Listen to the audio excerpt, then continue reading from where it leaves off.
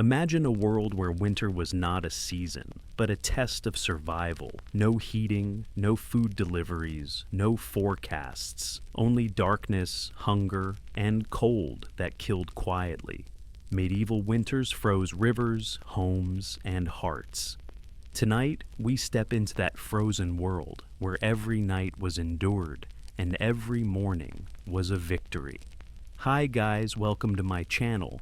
Today we will talk about why medieval winters were brutal. Before start, please subscribe my channel, Sleepsy. Winter did not arrive suddenly in the medieval world. It crept in slowly, almost politely, as if giving people time to understand what was coming. The air grew sharper, the wind stayed longer, the nights stretched just a little more each evening. Villagers noticed the signs long before the snow ever fell. For medieval people, winter was not just a season. It was a test. There were no warm houses waiting inside, no glowing radiators, no weather forecasts warning of storms, no emergency help if things went wrong. Winter meant survival depended entirely on what you had prepared months before. In the countryside, life followed the land. Fields that once held wheat and barley now stood empty and brown. The soil hardened, locked beneath frost. Farmers walked those fields slowly, knowing they would not touch them again until spring, if they lived that long. The sound of winter was silence. Birds disappeared, insects vanished. Even the wind seemed heavier, slower, as if weighed down by the cold. Snow-muffled footsteps, voices carried less. Villages felt smaller, quieter, more alone. People gathered indoors early, not because they were tired, but because darkness came quickly. The sun rose late and left early, offering only a pale light that never truly warmed the skin. Shadows ruled most of the day. Inside their homes, families sat close together, not for comfort, but for warmth. Children were warned not to waste food, not to complain, not to wander far. Parents spoke softly but seriously about the months ahead. Everyone knew stories of winters that had killed entire families. Winters when rivers froze solid and hunger stayed longer than snow. Mistakes in summer became deaths in winter. If you failed to store enough grain, winter would find you. If you wasted firewood, winter would punish you. If sickness came, winter would not forgive.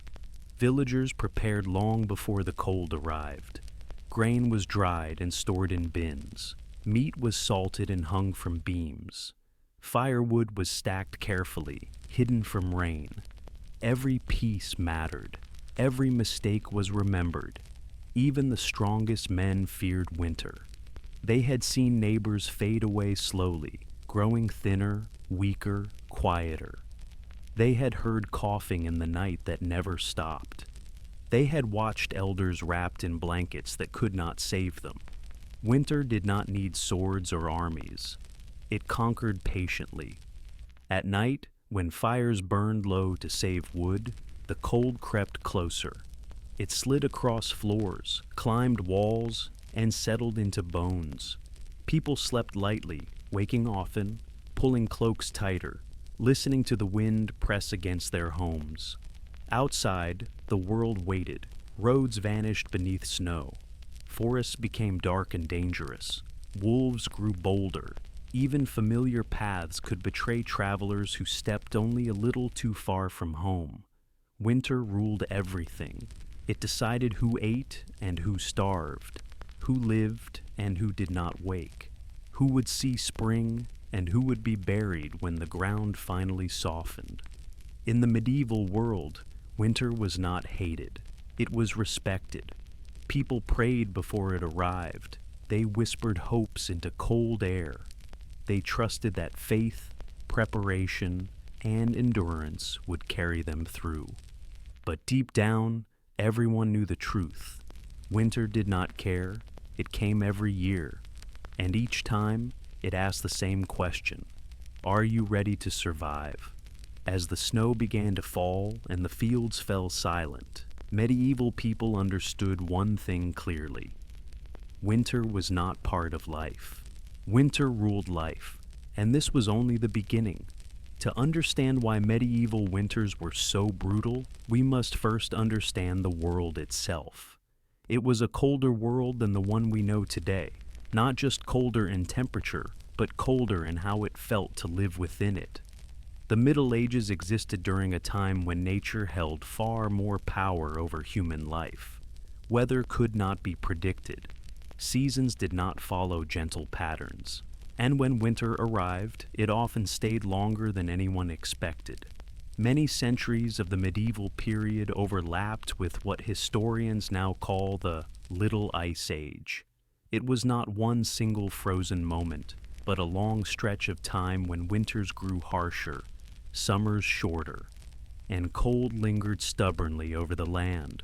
Snow fell earlier. Ice stayed longer. Spring arrived late and weak. Rivers that once flowed freely turned into frozen roads of white. Some people walked across them carefully, grateful for a new path. Others fell through thin ice and vanished into the cold water below, never to be seen again. Roads disappeared. Paths that connected villages were buried under snowdrifts or washed away by freezing rain. Without signs or markers, travelers could lose their way within moments. A short journey could become a deadly one if a storm rose suddenly. The cold did not feel sharp like a quick winter day today. It felt heavy, constant, unending. The sun rose low in the sky, offering little warmth. Its light was pale, almost weak, as if it too was struggling. Days were short, and nights stretched endlessly. In deep winter, darkness could last 16 hours or more. For medieval people, darkness brought fear. Without artificial lighting beyond candles and small fires, the world after sunset belonged to shadows. Forests became places of danger. Wolves howled closer to villages, driven by hunger just like the people inside. The cold seeped into everything. Stone walls held chill like memory. Wooden doors shrank and cracked. Water left in buckets froze solid overnight. Bread hardened like stone. Even breath became visible, drifting softly in the air inside homes. This was not discomfort. This was an enemy that never rested. People woke cold. They worked cold. They slept cold. Clothing offered little protection. Fires could not burn all day. And the cold followed people wherever they went, settling deep into joints and lungs. Children learned early not to complain. They understood winter was something to be endured quietly.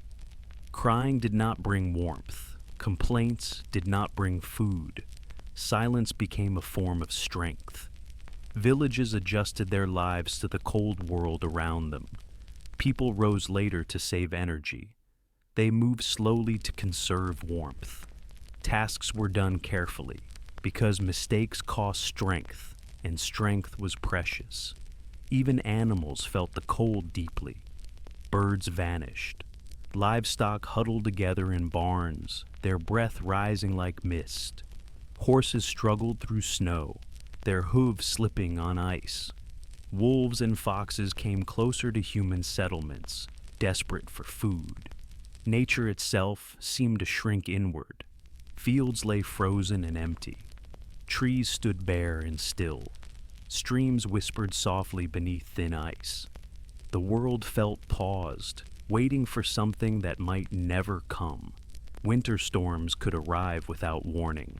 A calm morning could turn into a white wall by afternoon. Snow-blinded travelers erased landmarks and silent sound. Wind cut through clothing like a knife, stealing warmth with every breath. Those caught outside had little chance. Many froze standing upright. Others lay down, believing rest would help, only to never rise again. Stories spread quietly through villages. Stories of men found frozen on roads, of shepherds lost in storms, of families discovered too late, firewood gone, food exhausted. Winter taught fear gently but thoroughly. People learned to respect the signs, the changing wind, the color of the sky, the smell of snow in the air. They learned that the cold world demanded attention, patience, and humility. Above all, medieval people understood one truth. Nature was not cruel, but it was not kind either. It simply existed. And in that cold world, survival was never guaranteed. As winter tightened its grip across fields and forests, across rivers and roads, people retreated inward, into homes, into faith, into quiet endurance. The cold world of the Middle Ages was not designed for comfort. It was designed to test who could endure silence, darkness, and cold, and who could not. And as winter deepened, the battle moved indoors. When medieval people finally stepped inside their homes, they did not escape winter. They only met it in a quieter form. Homes in the Middle Ages were not built to keep warmth in. They were built to stand, to last, and to shelter from rain and wind. But not from cold. Winter slipped through them easily, as if the walls were only a suggestion. Most peasants lived in small wooden huts or simple stone cottages. These homes were dark, low, and crowded. Windows were tiny or covered with thin animal skin or wooden shutters. Glass was rare and precious. Light entered weakly. Warmth barely entered at all. Floors were often dirt, packed hard by years of footsteps. In winter, the ground became icy beneath bare feet. Straw was spread across the floor to trap a little warmth, but it quickly became damp, dirty, and cold. The walls breathed cold air. Gaps between wooden planks let wind whisper inside. Stone walls absorbed chill and held it for days. Even after a fire burned, the cold returned quickly, creeping back into every corner. At the center of the home stood the hearth. It was not always a fireplace with a chimney. Many homes had open fires burning in the middle of the room. Smoke drifted upward, filling the air, blackening beams and stinging eyes. The smoke escaped slowly through holes in the roof or small vents, if it escaped at all. People lived in a haze. Breathing was heavy, eyes watered, lungs burned softly. But the fire was life. Without it, the home became unlivable. At night, the fire was reduced to glowing embers to save fuel. Flames were dangerous while sleeping, and firewood was too precious to waste. As the fire faded, the cold returned immediately. Families slept close together, parents, children, sometimes grandparents, all in the same room, often in the same bed. Not for affection, but survival. Bodies shared warmth. Blankets were layered. Cloaks were worn even while sleeping. Some families slept sitting upright near the fire, waking often to stir embers or add a small stick of wood. Sleep came in short, broken pieces. Beds were simple. Wooden frames, or sometimes just straw laid on the floor. Mattresses stuffed with hay or feathers if a family was lucky. Sheets were rough, blankets were heavy but thin. The cold pressed down from above and rose from below. In large halls, such as those of nobles or lords, the problem was different. The spaces were too big. Fires burned, but warmth floated upward, leaving people cold below. Drafts moved freely through high ceilings and open doors. Even castles were cold. Stone walls, thick and strong, became frozen blocks in winter. Tapestries were hung not for beauty, but to block drafts. Servants slept in corners, wrapped tightly, listening to wind howl through corridors. There was no escape. In winter, homes became places of waiting rather than comfort. People sat close to the fire, hands extended, barely moving. Tasks were done slowly. Movement wasted warmth. Children learned not to stray far from the hearth. Elders rarely moved at all. The cold affected moods. People spoke less. Laughter faded quickly. Silence filled rooms, broken only by the crackle of firewood or the wind pressing against walls. Even voices sounded softer, as if the cold demanded quiet. Illness found easy paths inside these homes. Damp air, smoke-filled rooms, and close living spaces weakened bodies. Coughs spread easily. Fevers passed from bed to bed. There was nowhere to isolate the sick. When someone died in winter, the body stayed inside for days. The ground was too hard to dig. Graves waited for spring. Families lived with death beside them, covered with cloth, waiting for the earth to soften. Yet even in these cold, fragile homes, life continued. Mothers cooked thin soups. Fathers repaired tools by firelight. Children listened to stories told slowly, carefully, as comfort against the long night. Homes could not keep winter out, but they held something else: human presence. Warmth came not from walls or roofs, but from people enduring together. And still, the fire burned low, because fire, more than food, more than shelter, was the one thing that stood between life and freezing. And keeping that fire alive was the greatest challenge of all. In the medieval winter, fire was more than comfort. It was life itself. Without fire, food could not be cooked, water could not be warmed, hands could not thaw. Fire was the thin line between warmth and death, and every household knew it. Firewood was more valuable than coins. Long before winter arrived, villagers began collecting wood. Men, women, and children walked to forests carrying axes and bundles of rope. They gathered fallen branches, chopped logs, and dragged heavy loads home. Each piece of wood was counted, stacked carefully, protected from rain. But forests were not free. Many lands were owned by lords or the crown. Cutting wood without permission was illegal. Still, when winter came, laws felt distant. Hunger and cold made criminals out of ordinary people.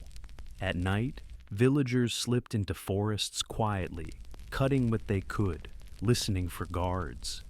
Getting caught meant punishment, but freezing meant death. Firewood piles became a measure of survival. A large stack meant hope. A small stack meant fear. Families calculated constantly how much to burn, how much to save, how long it might last. Fires were kept small. Large flames wasted fuel. Instead, people fed the fire slowly, one stick at a time. They watched the embers closely, learning how to stretch warmth through the night. Children were warned never to play near the hearth. One careless moment could destroy everything. At night, fires were allowed to fade. People slept cold to save wood. They woke before dawn, hands stiff, breath visible in the dark. The first task of the day was to revive the fire, blowing gently on embers, praying they had not gone out. If the fire died completely, panic followed. Starting a new fire was difficult. Flint and steel took skill. Tinder had to be dry. Fingers trembled from cold. Sometimes, neighbors shared embers, carrying glowing coals in clay pots across snow-covered paths. Community mattered. Villages survived together, or not at all. A single household without fire could mean illness spreading, children dying, or desperate theft. Sharing warmth was often an unspoken agreement. But fire carried danger. Homes burned easily. Wooden beams, thatched roofs, straw-covered floors. One spark could erase everything. Fire spread quickly in winter, when people stayed indoors and flames burned longer. Many villages lost homes not to cold, but to fire. And yet, people risked it every day. Smoke-filled rooms, stinging eyes and lungs. Children coughed. Elders wheezed, but without fire, there was nothing. People learned to live with smoke as they lived with cold. fire shaped daily life. Meals were simple and slow. Cooking took time, and fuel was limited. Pots hung over embers, simmering thin soups. Bread was warmed, not baked. Everything depended on how much fire could be spared. Even light came from fire. Candles were rare and expensive. Most homes relied on firelight alone. Shadows danced across walls. Nights felt long and heavy. People slept early to save fuel, letting darkness take over. Fire became sacred. People spoke of it with respect. They protected it. They feared losing it more than almost anything else. A warm hearth meant hope. Cold ashes meant danger. When storms howled outside and snow pressed against doors, families gathered close to the fire, hands extended. Faces glowing softly, stories were told, prayers were whispered, silence was shared. Fire did not make winter kind, but it made winter possible. And as long as the fire burned, even weakly, there was a chance to survive until morning. Yet fire alone could not defeat hunger.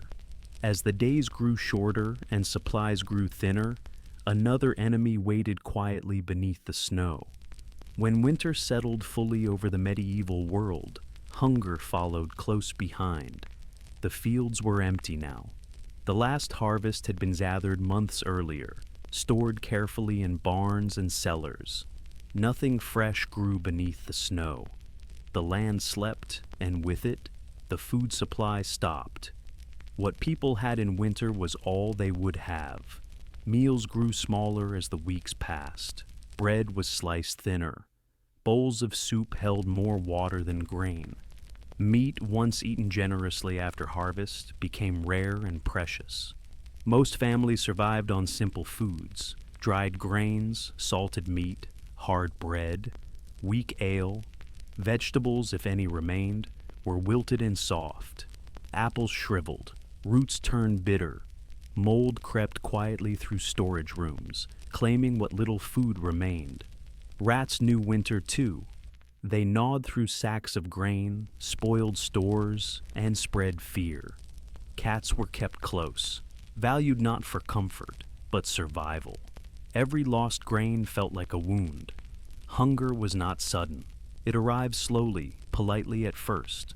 A light emptiness, a soft ache. Then it grew sharper. People felt tired more often. Movements slowed, thoughts dulled. Children suffered first. Their bodies were smaller, weaker. Their cries were quieter than hunger itself. Mothers saved the best food for them, but there was never enough. Faces grew thin. Eyes looked too large. Winter became a long famine.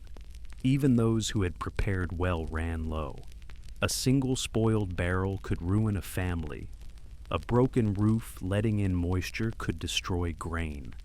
One mistake months earlier now returned with cruel timing. Food was shared carefully. Communities tried to help one another. Neighbors exchanged what they could. The church offered what little it had. But when everyone was hungry, generosity had limits. Some families ate once a day. Others skipped days entirely. People learned to ignore hunger, to accept it as part of winter. It became a quiet companion, always present, always demanding. Cooking was minimal, fuel was scarce, and cooking used firewood. Meals were simple and quick. Thin porridges simmered slowly. Bread was eaten cold. Meat was rationed carefully, sometimes saved for the sick or the very young. Hunger weakened bodies. People grew more vulnerable to cold and illness. Small injuries healed slowly. Strength faded. Work became exhausting. Even standing felt heavy. Arguments broke out over food. Stress pressed on families. Hunger sharpened tempers. Silence grew deeper. Shame followed those who begged or stole. Yet desperation made rules bend. In the worst winters, people ate things never meant for food.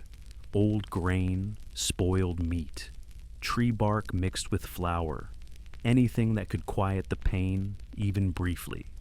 Death from hunger was slow. People did not collapse suddenly. They faded, became quiet, lay down and stopped rising. Often, winter took them without noise. Burials waited for spring, the ground was frozen solid, bodies were wrapped and stored, hunger and cold still present even in death. Families lived beside loss, unable to bury their loved ones properly. And still, winter continued, snow-covered fields that would one day grow again. People looked at that snow with tired eyes, knowing food lay beneath it, but far beyond reach. Hunger taught patience. It taught humility. It taught people how thin the line between survival and loss truly was. And as fields lay silent beneath snow, another silence followed. The silence of work ending, of movement stopping, of time stretching endlessly forward. When winter fully claimed the land, work disappeared. The fields that once demanded constant care now lay silent beneath snow and ice. Plows rested unused. Seeds slept deep in the frozen soil. Farming, the heart of medieval life, stopped completely. For peasants, this was unfamiliar stillness. Their lives were built on movement, planting, harvesting, repairing, tending animals. Winter removed all of it at once. There was nothing to do, nowhere to go, and no way to change it. Time slowed. Days felt longer than they were. Without work to measure hours, people drifted through cold mornings and dark afternoons, waiting for night to come so they could sleep and save energy.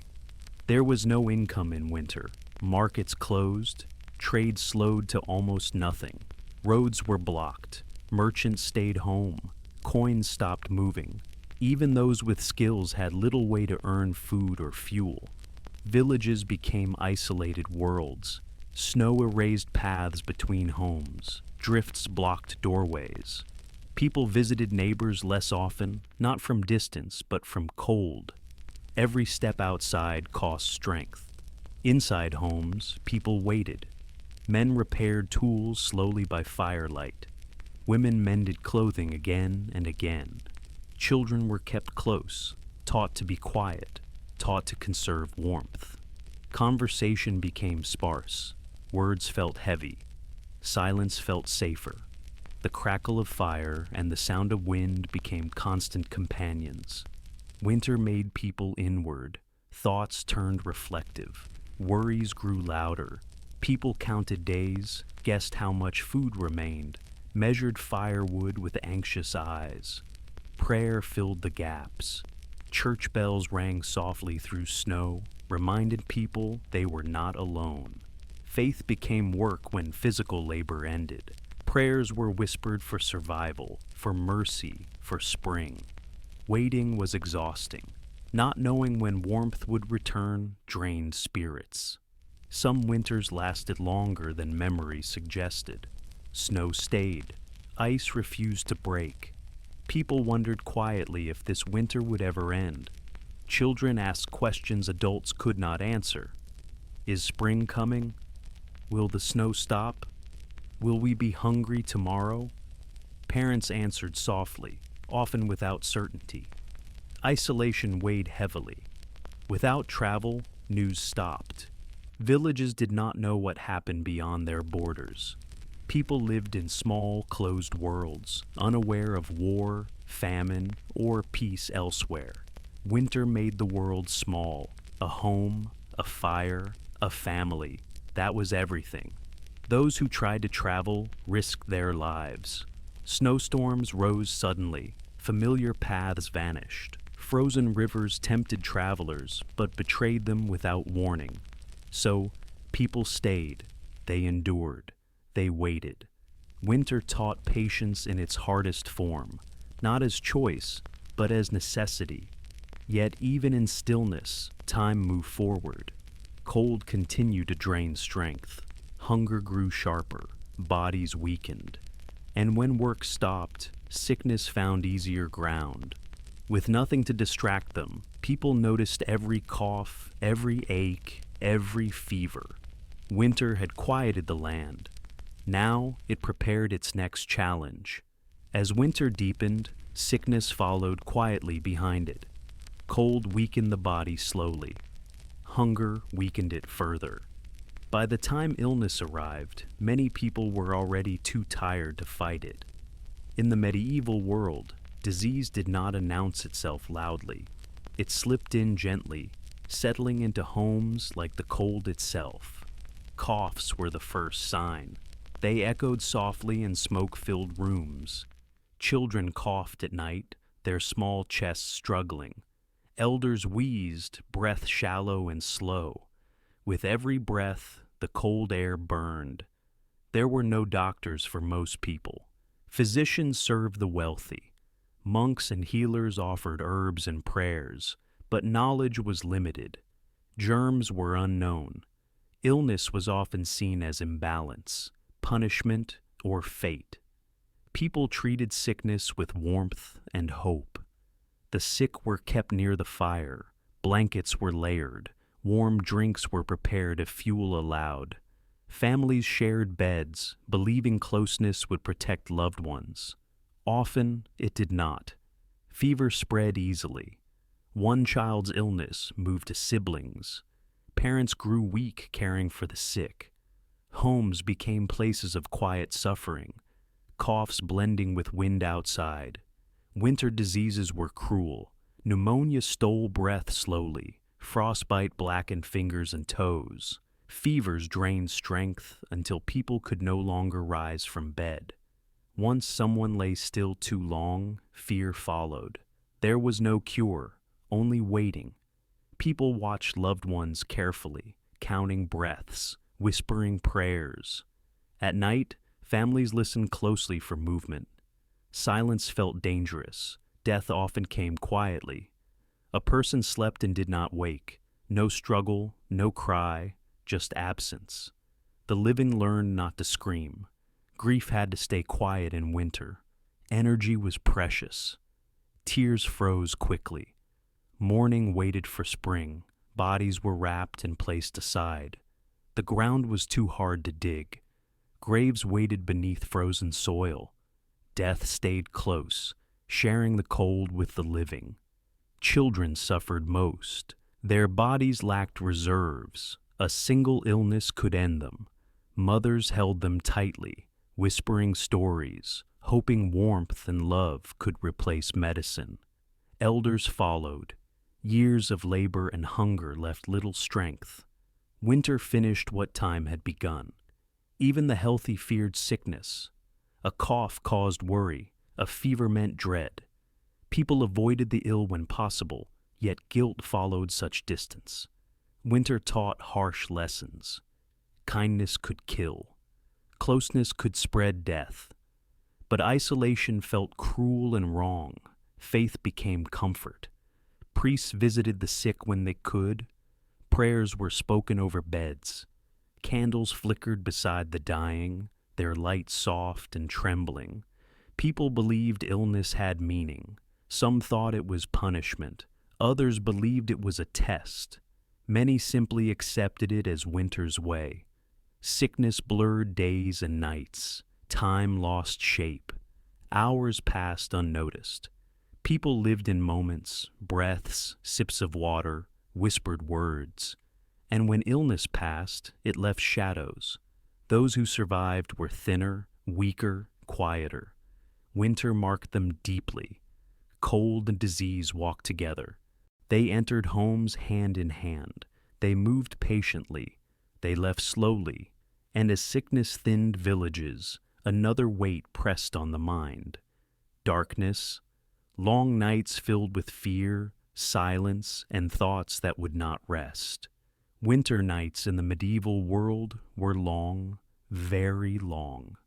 When the sun sank below the horizon, it did not return for many hours. In the deepest part of winter, darkness ruled most of the day. People lit fires and candles early, knowing night would stay with them. Darkness was not empty. It felt alive. Shadows moved along walls as flames flickered. Shapes formed and vanished. Every sound seemed louder in the quiet. Wood cracking in the cold, wind pressing against doors, animals moving somewhere outside. Fear lived easily in the dark. Without light, the world felt uncertain. Forests became places of spirits in danger. Wolves howled closer to villages, their cries carried far across snow-covered fields. People believed the night held unseen things, demons, ghosts, restless souls. Old stories passed down through generations returned with strength during winter. Elders told children to stay close, to pray, to listen carefully. Stories became protection. Around the fire, families told tales slowly, carefully, choosing words meant to calm rather than frighten. Legends of saints, heroes, and miracles filled the air. These stories wrapped minds in warmth when bodies could not be warmed. Church bells echoed through the night. Their sound traveled far across frozen land, reminding people they were not alone. Bells marked time, comforted the fearful, and pushed back silence. Loneliness weighed heavily. With travel impossible and days spent indoors, minds wandered. People thought of loved ones lost, of past winters, of fears for the future. Sleep came slowly. Nightmares came easily. Some feared madness. Long isolation and hunger twisted thoughts. People spoke of winter madness, a quiet despair, a heaviness of spirit that made mornings hard to face. Silence pressed on hearts like snow on roofs. Candles burned low. Wax was precious. Light was limited. Shadows returned quickly once flames faded. People slept early to avoid darkness, yet darkness waited in dreams. Children were comforted. Mothers whispered prayers. Fathers promised spring would come. Hands were held tightly beneath blankets. Faith grew stronger in winter. Churches became places of warmth and safety. People gathered when they could, drawn by light, voices, and shared belief. Winter prayers were whispered with extra care. Fear softened into endurance. People learned to live with darkness rather than fight it. They accepted the night as part of survival. Silence became familiar. Shadows lost some power. Still, winter nights left marks. Even the brave felt small under endless darkness. Even the faithful questioned quietly. Even the strong listened closely for sounds that did not belong. And when morning finally arrived, it did not always bring relief, because winter had more trials waiting. Beyond fear and sickness, beyond hunger and cold, there was another barrier: distance. Snow and ice turned movement into danger, and the world beyond the village grew unreachable. In winter, the medieval world shrank. Roads that once connected villages, towns, and cities disappeared beneath snow and ice. Familiar paths vanished overnight. What had been a short walk in summer could become a dangerous journey in winter. Travel was no longer routine. It was a risk. Snow fell silently but heavily, covering tracks and landmarks. Wind reshaped the land, creating drifts that hid ditches and frozen streams. Without signs or maps, travelers relied on memory, and winter erased memory easily. Few dared to travel far. Merchants stayed home. Messengers delayed journeys. Pilgrims waited for spring. Life narrowed to the space between hearth and door. Those who traveled often did so out of desperation, to find food, to seek help, to deliver urgent news. Winter did not care why you traveled. Storms rose suddenly. Clear skies turned white within moments. Snow blinded eyes and swallowed sound. People walked in circles without knowing it, guided by wind instead of direction. Frozen rivers tempted travelers. They became flat roads across the land. Some crossed safely, saving days of travel. Others fell through thin ice, dragged under silently, their bodies lost until thaw. Entire villages were cut off. Snow blocked paths, rivers froze, communication stopped. People lived without news, unaware of wars, deaths, or relief beyond their frozen borders. Isolation deepened fear. If sickness came, there was no help. If food ran out, there was no escape. Winter made communities depend entirely on themselves. Travelers told stories when they returned, if they returned. Stories of bodies found frozen beside roads, of carts buried under snow, of horses collapsing from exhaustion. These stories spread caution through villages, reinforcing the rule, stay home. Even inside villages, movement was slow. Snow made walking difficult. Ice turned steps into dangers. Injuries were common, and injuries in winter healed poorly. The world became quiet. Without travelers, news faded. Without news, time lost meaning. People measured days by meals, by firewood, by light. Winter turned the outside world into mystery. And so, people retreated further inward, into homes, into faith, into endurance. But even staying still could not protect them fully. Cold still pressed on bodies, hunger still whispered, and clothing, thin and worn, offered little defense.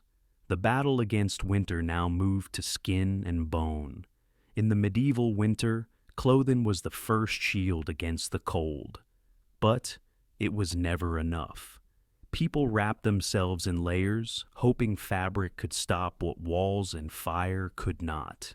Yet the cold slipped through clothing easily, settling against skin and bone. Most medieval people owned very little clothing, a few wool garments, linen underlayers, perhaps an old cloak passed down through generations. Clothes were worn until they could no longer be repaired. Wool was the best defense. It trapped some warmth and stayed warm even when damp. But wool was heavy. When wet from snow or sweat, it became a burden.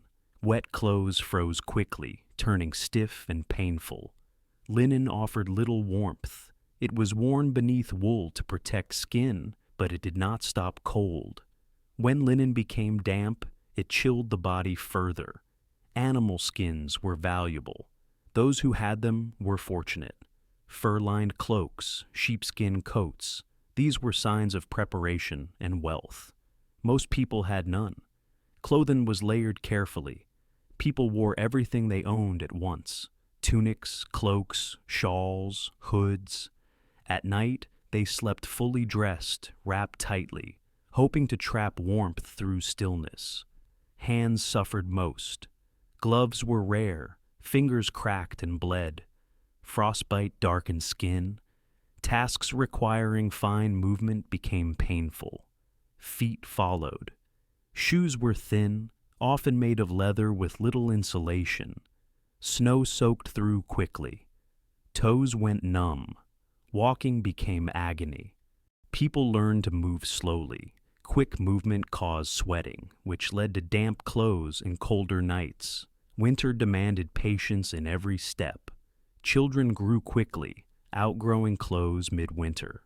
There was no replacing them. Sleeves were lengthened with scraps. Shoes were stuffed with straw. Mothers stitched by firelight, trying to hold warmth together with thread. Even nobles were cold. Their clothing was finer, but castles were colder. Silk and velvet did little against stone walls and drafty halls. Wealth changed appearance, not reality. Clothing carried meaning. Cloaks were pulled tight like armor. Hoods stayed up even indoors. People learned to read the cold on each other's faces. Red noses, pale lips, trembling hands. Winter marked bodies, skin cracked, faces weathered, joints ached. The cold stayed even when spring returned. Clothing slowed death. But it did not stop it.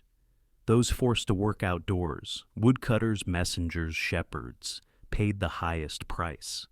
Exposed to wind and snow, their bodies endured until they could not. When frostbite came, there was no cure. Blackened fingers were lost. Toes were cut away. Some survived. Others faded quietly. Yet people continued. They layered clothing, they repaired endlessly. They shared garments when they could. Winter did not break people quickly, it wore them down. And as bodies struggled, animals struggled too. The cold did not choose between human and beast. Winter did not only test people, it tested every living thing. Animals felt the cold just as deeply as humans did. And in the medieval world, their suffering was closely tied to human survival. When animals struggled, people struggled too. Livestock were life. Cows gave milk. Sheep gave wool. Pigs provided meat. Horses pulled carts and plows. In winter, keeping animals alive was as important as keeping people alive. But winter was harsh on barns. Most shelters were simple wooden structures with gaps in the walls. Wind crept inside easily. Straw bedding froze and became damp. Animals huddled together, their breath rising in clouds. Food for animals was limited. Hay had been cut and stored in summer. If it spoiled or ran out early, there was no replacement. Snow-covered pasture, grass disappeared. Animals grew thinner with each passing week. Some were slaughtered early. Families made painful choices. Better to kill an animal and preserve its meat than watch it starve. This meant fewer animals in spring, but survival came first. The smell of slaughter lingered in cold air. Blood steamed briefly before freezing. Meat was salted quickly, hung carefully. Nothing was wasted. Bones were saved. Fat was prized. Horses suffered greatly. They were essential for travel and work, yet winter drained their strength. Snow slowed them. Ice injured their legs. Some collapsed in the cold, unable to rise. Wolves noticed. As winter deepened and wild prey vanished, wolves came closer to villages. Their howls echoed at night, sharp and hungry. People listened nervously, knowing hunger drove beasts toward humans. Villagers guarded livestock carefully. Fires were kept burning near barns. Dogs stayed alert. Fences were repaired constantly. A single lost animal could mean hunger later. Chickens stopped laying eggs. Cold slowed their bodies. Eggs became rare treats. Children remembered the taste and waited for spring. Cats and dogs stayed close to fires. They curled beside humans, sharing warmth. In winter, animals were not separate from daily life. They were part of survival itself. Wild animals suffered quietly. Deer weakened, birds vanished or froze. Fish hid beneath ice. Nature retreated inward, conserving what little energy remained. Winter felt endless to animals. They did not know spring would return. They only knew hunger, cold, and darkness. Some animals did not survive. Their bodies were found frozen in fields or forests when snow melted. Death was silent and common, yet animals also offered comfort, a cat's warmth, a dog's presence, the quiet sound of breathing beside the fire. In winter, even this small companionship mattered. People understood animals deeply. They saw their struggle mirrored in their own. Hunger, cold, endurance, shared across species. Winter humbled everyone equally. And as people watched animals suffer, they turned more often toward faith. If nature could not be trusted, perhaps God could. When winter stripped the land of warmth and certainty, people turned their eyes toward heaven. The church stood quietly at the center of medieval life, and in winter, its presence felt stronger than ever. When fields lay frozen and homes felt fragile, faith became a shelter the cold could not touch. Church buildings were among the few places that felt solid. Thick stone walls blocked the wind. Candles glowed softly. Incense drifted through the air. Even when the church was cold, it felt warmer than the world outside. People gathered there when they could. Footsteps crunched through snow, as villagers arrived slowly, wrapped in cloaks, breath rising in pale clouds. Inside, voices lowered. Silence settled gently. The sound of prayer replaced the sound of wind. Winter prayers were different. They were quieter, slower, filled with need. People prayed for warmth, for food, for sick children, for animals, for survival until spring. Fasting was common. Food was already scarce, but fasting gave meaning to hunger. It turned suffering into devotion. People believed endurance brought favor, that patience would be rewarded. Religious festivals became lights in darkness, Candlemas, Christmas, Epiphany. These moments broke the long winter into smaller pieces. Songs echoed softly, candles multiplied. For a short time, people felt less alone. Church bells mattered more in winter. They marked time when days felt endless. They rang for worship, for warning, for death. Their sound traveled far across frozen land, reminding villages that order still existed. Many believed harsh winters were punishment. Punishment for sin, for pride, for forgotten prayers. Sermons spoke of humility and repentance. People listened carefully, searching their own hearts for blame. Faith gave explanation. Winter was not random. It had meaning. This belief brought comfort when control was impossible. Priests visited the sick. They moved slowly through snow, carrying prayers and blessings. Sometimes they brought hope. Sometimes they brought final words. Death felt closer in winter. Churchyards filled slowly. Frozen ground delayed burial. Souls were prayed over while bodies waited. Mourning became part of worship. Yet the church also offered warmth of spirit. Community gathered, people sat together. They shared silence, breath, belief. Winter did not erase humanity inside church walls. Children learned faith early. They listened to stories of saints enduring hardship. They were taught that suffering could be survived. That light always followed darkness. Winter made belief stronger. When the world felt fragile, faith felt solid. When fire failed and food ran low, prayer remained. The church did not end winter, but it helped people endure it. And still, winter took lives. Despite prayer, despite hope, despite endurance, death arrived quietly in the cold. In the medieval world, winter was the season when death walked closest to the living. It did not arrive suddenly or loudly. It came quietly, moving through villages as softly as falling snow. People had learned to expect it, yet it never felt familiar.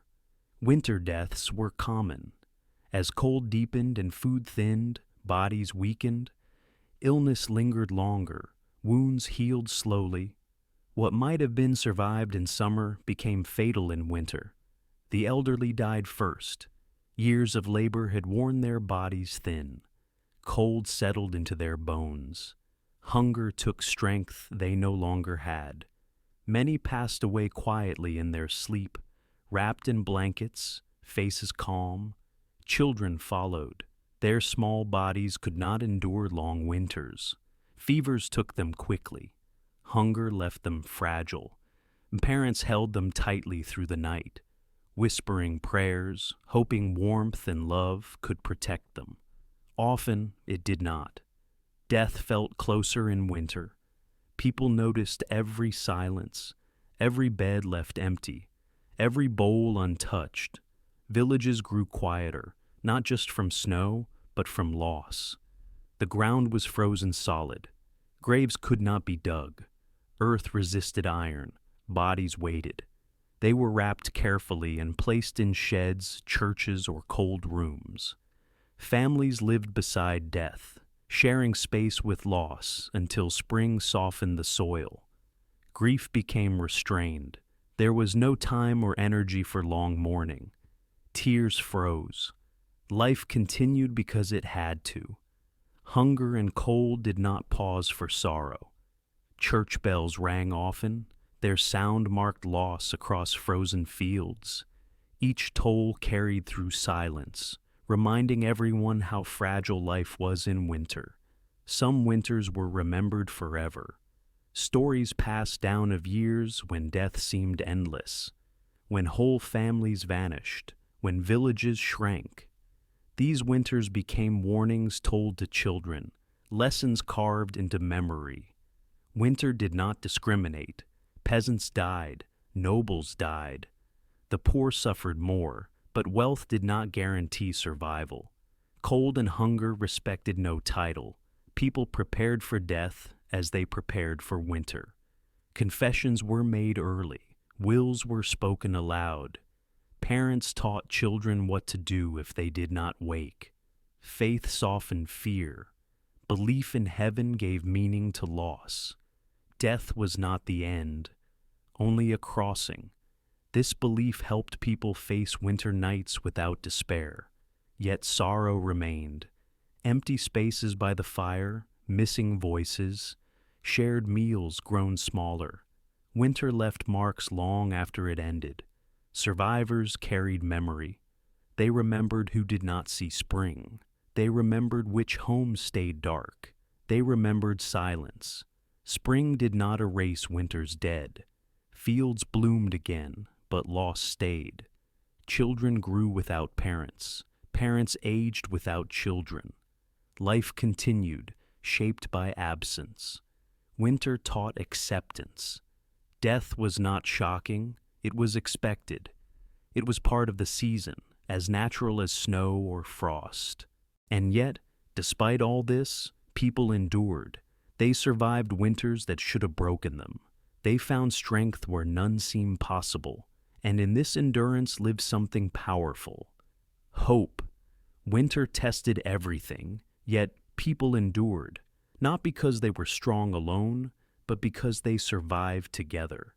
In medieval villages, survival was shared. When winter came, individual strength meant little. Community became the only shield against cold, hunger, and despair. Families gathered closer. Homes filled with more bodies than comfort allowed. Relatives, neighbors, and sometimes strangers slept side by side. Warmth was shared freely, because refusing it could mean death. Food was shared too. Those with slightly more gave to those with nothing. Bread was broken into smaller pieces. Soup was thinned with water. Everyone understood that hoarding invited resentment, and resentment could destroy a village faster than hunger. Stories were told by firelight. At night, when wind howled outside, people spoke softly. Tales of saints, heroes, spirits, and survival filled the dark hours. Stories distracted the mind from cold fingers and empty stomachs. Children listened closely. For them, stories were comfort. They learned courage through words. They learned that winter had been survived before and could be survived again. Songs were sung quietly, not loudly, not joyfully, but steadily. Simple songs helped pass time. Rhythm warmed the spirit when fire could not warm the body. Faith anchored endurance. Churches became centers of hope.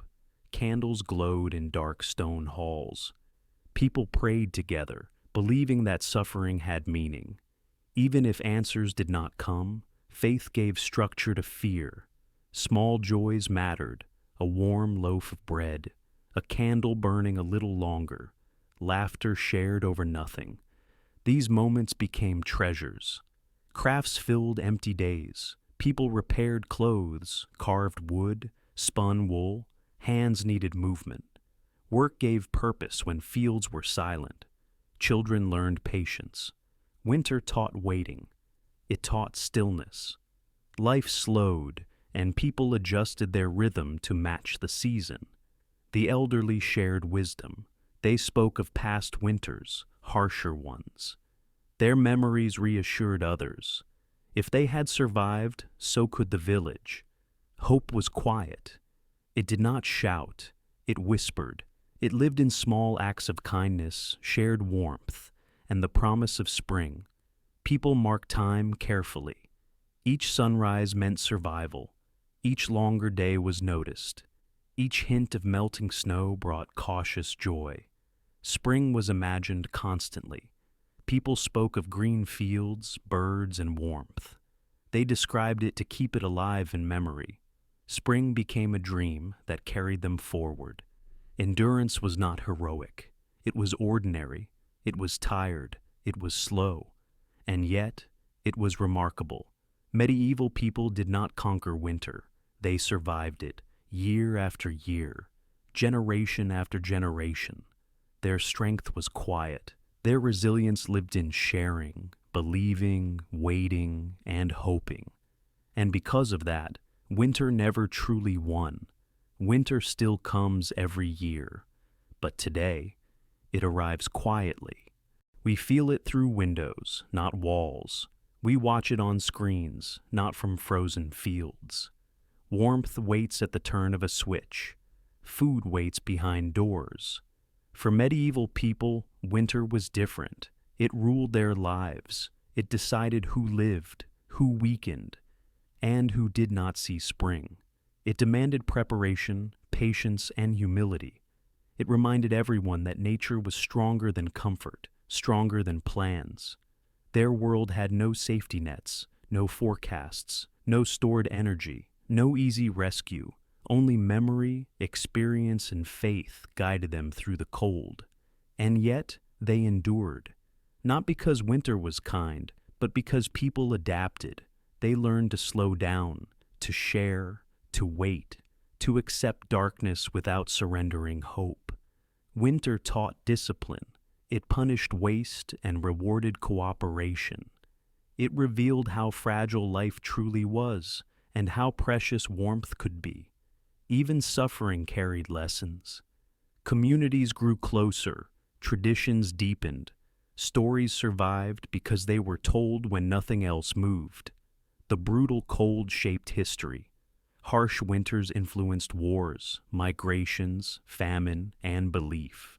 They left marks not only on bodies, but on culture and memory. Today we inherit their survival. Our warmth, our security, our abundance exist because generations endured seasons far harsher than ours. Their patience became our progress. Their suffering built knowledge. Their winters remind us to respect nature, to value preparation, and to appreciate the simple gift of safety. As night settles now and the world grows quiet, remember them. People sitting by dim fires, listening to wind, waiting for dawn. They survived the cold, one long night at a time, and so will we. Rest now. The winter has passed. Spring is always coming.